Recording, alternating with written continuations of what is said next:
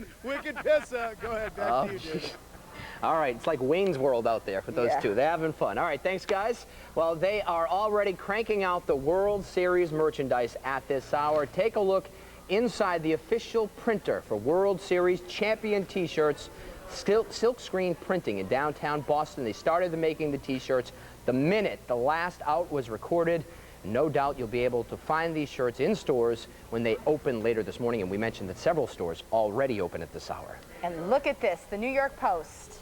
It's on the back page, but that's okay. It says, Red Sox finally, I can't read that. It looks like break the curse? Something the curse. Finally 86 the curse. Okay. Boat time, and yes, it is. Well, there are no Yankee headlines there in the newspaper, which I think makes us all a little bit happy. Well, let's show you some more video now from Kenmore Square, if we can. The video from, we're not sure if this is from Skyfox. This is from Skyfox, and fireworks going off in the air. You could see police backing the crowds up for sure. You could actually see police push back a person at one time, and fireworks definitely in the air from some of the fans there around Kenmore Square. Fireworks, and also we are being told some tear gas that's being released from the police, trying to get the crowds under control. They've been out there for a couple of hours now, ever since the Red Sox took the World Series. Thousands of people converging down at Fenway Park like they keep doing every time we win, and of course the concern is that we don't have a repeat of last week and what happened there, which is why you see the tear gas, which is why you see the lines of police officers pushing the crowds back and trying to keep things under control. At this point, like we've been saying all night long, just one confirmed arrest. Our crews, however, have seen many, many arrests. Okay, we now have the front cover of the Boston Herald as well. We've shown you the Globe, which was on top of the world. This is the Boston Herald, and there you go. Sox shock the world. Picture of David Ortiz and Curt Schilling on the cover, and you can imagine people are going to be picking up those papers tomorrow, and they're going to keep those for a long time to come. There are souvenirs all over the place tonight. Yes, there are. Well, we have a lot more coming up. You are looking live at Fenway Park. Don't go away. We'll be right back.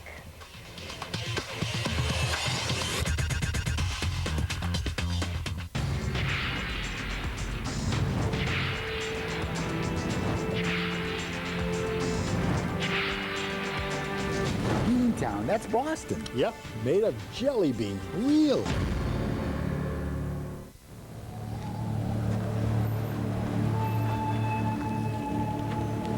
Out of gas? Yeah. Dodge Grand Caravan, the only minivan with stow and go. Another minivan first from Dodge. Daddy just had to get a motorcycle, didn't he? Funny, huh? Now qualified returning Daimler Chrysler buyers can grab a new Caravan SXT for just $229 a month. Good luck. Rebecca from HR, you're 10 o'clock? Have you found a health plan to please the great and powerful boss? Yes, sir. Navigator by Tufts Health Plan. Right! Navigator gives us more information, helps us make smarter choices. And that leads to better quality and lower costs for everyone. A health plan with a heart and a brain. Yes. Tufts Health Plan. Yes. No one does more to keep you healthy.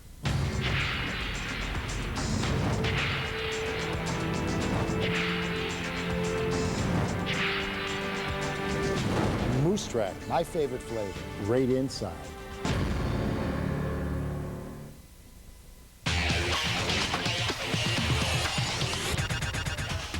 All right, let's head back up to Doug Meehan, who is live up in Skyfox with a pretty good view of what's going on at this hour down at Fenway Park. Doug? Well, Maria and David, what they've done is what you're looking at here. This is Com Ave as the police continue to work people out of town, headed out towards BU. There's still a good number of folks that decide to hang around and continue to figure that they could go one-on-one with the police, but they continue their police lines and the slow but progressive work of thinning these crowds out. And let me pan over to Beacon here and give you another idea of another shot. You can see that folks are still straggling along, trying to decide how they're going to spend the rest of their evening. We found out that some folks are going to spend the rest of the evening on the old clink, and you can see that the police are still, well, this is what they do here. As you can see now, they decide to make their move, and they make it quick. And we've seen canisters of tear gas being used as well. And what they'll do is they'll go after somebody that they believe is causing some of the big problems, and they'll yank them right out of line. And so when they decide to make their move, they make it. And this is what you're witnessing right now as they try to disperse everybody out of the city, this Commonwealth Avenue area. That's the, I believe that's the Mass Pike underneath. So what they do is we've witnessed where they go in and they just grab one of the big troublemakers, and you'd be surprised. As soon as somebody gets grabbed and they get placed in custody, everybody doesn't seem to be so brave anymore, and they start to run. So this is pretty good work by the Boston Police to continue to work people out of the area. We've seen actually some canisters of red smoke being tossed by some of the people that have gathered here in response to some of the what appears to be tear gas canisters to disperse the crowds used by police. And again, I've witnessed some police on the bikes using some type of spray to keep the people moving as well. So this is a scene that's going to be going on for a little while out here. And the arrests, I'm sure, will continue as some folks decide that they think they might be brave with a couple hundred people behind them. But it's pretty surprising what happens when they get pulled out and no longer have got the crowd with them. David and Maria? Doug, Boston Police just confirming for us, they just upped the number of arrests to four confirmed arrests, but like we've been saying, our crews have seen many, many more. So from your vantage point, does it look like the crowds are dispersing at all, thinning out at all? Oh, yeah. Oh, they've definitely dispersed. They've definitely thinned out on some of the roadways. Even though it may be only 4 confirmed arrests, you may have several others that have just been taken into custody and not formally arrested just to get the troublemakers out of the way. But again, this is Beacon on this side, and I'll swing on over and give you Comm Ave and see how these folks are doing. Down along the railroad tracks of the T, one of the Green Line, outbound Green Line trains came to this stop right here, and it was like rat to cheese. They just went right towards it, and many of them deciding that, well, okay, time to head out of town, and they did. But as you can see, there are still several folks that are gathering, running across the tracks, and just being a general nuisance. Well, for years and years now, we've all been saying that and joking that when the Red Sox, if the Red Sox could ever win the World Series, that it would be Armageddon, that the world would end. But clearly, that is not the case. Not only has the world not ended, but people are actually celebrating in a pretty controlled manner. Of course, they are, at this point, playing a cat and mouse game with police. But if we can get through this night with only 4, 12, even 20 arrests, no injuries of significant, although we did see a couple of people taken away in stretchers. If that's the way we can go throughout this night, then it'll certainly be considered a success. You got the Boston Red Sox, the champions of the world, the people in the city of Boston able to celebrate without any real big problems. Well, let's go to Fox 25's Dan Janig, who has some more information. Dan? That's right. You know, David, you phrased it so perfectly when you said it's a cat and mouse game, because as Doug just showed us, that's exactly what it is. The police are moving that line in. They're trying to get the troublemakers out. Photographer Jeff Lazzarino just returned with some video from Boylston Street, and you might be able to see it right here. There are at least 10 people we've counted that were taken into custody. We're not sure if they've been arrested. Again, the Boston police saying that 4 people have been officially arrested, but these are about 10 people who have been taken into custody. As you can see, sometimes they fall on the ground, they resist, arrest, and police actually have to move in. Now, this is a spot right here is where that line moved in, and they were getting some troublemakers, and that line moved right in. They got the troublemaker, he's right there, and then they pull him out of the crowd. This is the guy I was referring to earlier who laid face down in front of that police line. As Doug put it, and he's right, once they remove these people out of the lines, then things become more peaceful. So again, there were hundreds and hundreds and hundreds of people here, considering that there have only been about 15 to 30 people taken into custody. That's pretty amazing when you think of the number of people that were out here tonight. And again, overall, the spirit here has been pretty positive. People just very excited on this historic day, now historic morning here in Boston. David, Maria? Let's hope it stays that way. All right, Dan, thank you. Well, in the pregame show this evening, we gave the parade information, and a lot of people are like, you might be jinxing the team. So now we can actually give you the parade information and not feel too bad about it. However, the mayor wanted us to say that this is still tentative. Now, because the Red Sox won tonight, we are told that the tentative plan is to have the Red Sox celebration, the big parade, this Friday, and it should be at noontime. And when it happens, of course, we have been through your station throughout the playoffs, throughout the World Series. We will continue to be your Red Sox station. Again, tentative plans are for a parade Red Sox parade on Friday afternoon, and yet a couple of million people going to the Patriots parade last year, and they are expecting the numbers to far outweigh the numbers at the Patriots parade. All right, well, the curse has been reversed tonight. Here's the proof right here. You know that sign on Storrow Drive in Boston? You've probably driven by it. It's supposed to say reverse curve, but a couple of years ago, someone spray painted reverse the curse. Well, look at it now. Can we get a tighter shot of it? It says reversed curse. 1918 is no more. The Sox win in 2004. That's not the sign, that's the moon. And we did have a lunar eclipse, and we always thought, oh, maybe these are all these signs that we're going to win, and we did. A lunar eclipse on the night that the Red Sox win the World Series. Butch, does it get any better than that?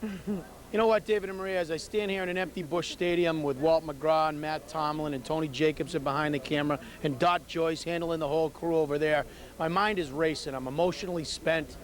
I think of all the people that have never got to see this. My dad who died, and so many other people that never got to see the Red Sox win the World Series, and I know everybody out there feels the same way. Let's take a look at the scene that happened on the field, and it was just unbelievable. I mean, to see the Red Sox celebrate here in Busch Stadium and win the World Series, I mean, it's something a lot of us thought we'd never see in our lifetime, and it was an inspirational team that provided us with this, a group of guys that really, I mean, throw out all the cliches, they never stopped believing, down 0-3 to the Yankees. Derek Lowe, the guy who was dissed going into the playoffs, clinching Game 7, clinching the World Series here, and then we get to go in the locker room and just, here's some more from the locker room. You know, you say a lot of things in your life, now you can call a world champ, too. That's right, that's exactly right. Not only us, but the city of Boston and the New England fans can call themselves world champs. No longer will they hear 1918. Beautiful. Now it'll be 2004. Smokey, how about that, huh? How about them? How about them Sox, baby? No more 1918 chants. No more none of that stuff. We accomplished it. It's done now, so now we just start worrying about next year. Already? What else is there to do? What does it mean to you to be a world champ? It's probably the second best thing that's ever happened to me.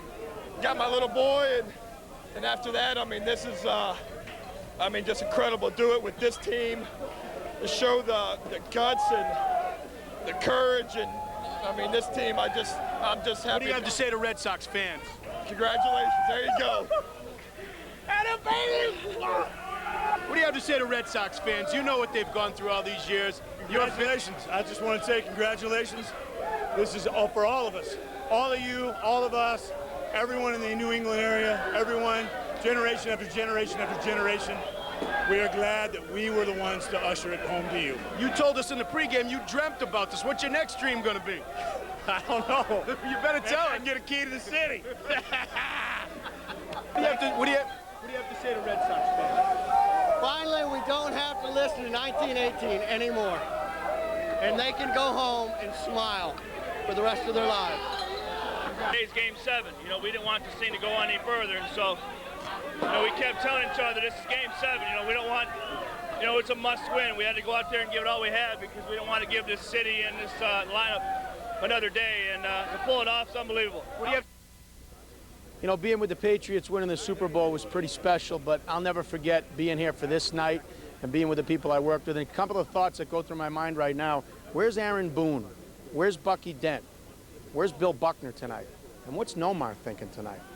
Just a couple of thoughts that I had. David and Maria? You're making me sad now here with this Nomar talk, Butch. It's not a night to be sad. It's just, those are the thoughts that are going through my mind. I'm just sharing them with you. And I love the sign saying, "We forgive Bill Buckner." I mean, that is just, seriously, that's a feeling I think we all have tonight, that we can stop picking on Bill Buckner and actually just think about 2004.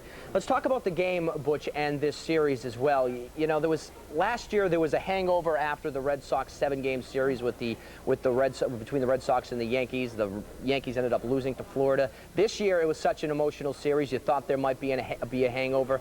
But the hangover was with the Cardinals. It seems like they didn't even show up for this series. Yeah, Cardinals fans, were talking to a lot of them out here. They're wonderful people. They're real, true baseball fans. Very disappointed in the way their team played. I mean, they're two big guns. They're Manny and Ortiz. Pujols and Roland, actually take Pujols out of it, Roland and Edmonds were 1 for 30 in this series. I think back to Mo Vaughn and Jose Canseco in '95 when the Red Sox played the Indians, that famous sign that said Mofer, what Mo went in the playoffs. But think about that. They're two big guns for 1 for 30. Really, the Red Sox just deserve this. Tony La Russa said it yesterday, and I'm sure he said it. I heard him at the podium here. The Cardinals